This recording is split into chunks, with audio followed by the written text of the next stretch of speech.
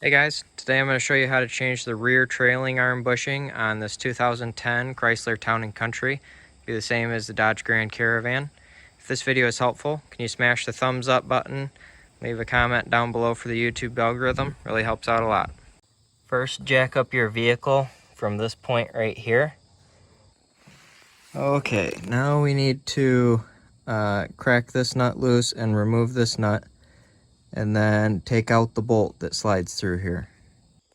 Okay, at this point, you need to press your bearing out. They make a press for this, and I'll have that linked in the description below on Amazon where you can get it. But I just made my own. I basically just made a little, bar here with some feet.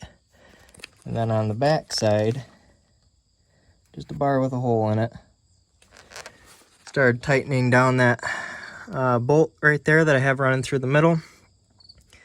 Then tap on the back side with a hammer every once in a while when it starts getting really hard to turn that bolt and nut, and just pop it out. You can see how it's popping out right there.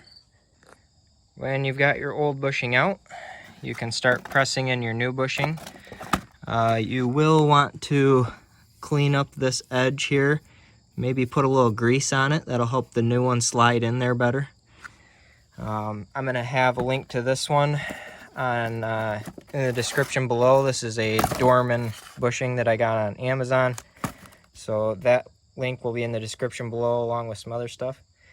But at this point, you just press your new one back in and put it back together the way you took it apart. So if this video is helpful, smash that thumbs up button, leave a comment down below for the YouTube algorithm, and have a good one.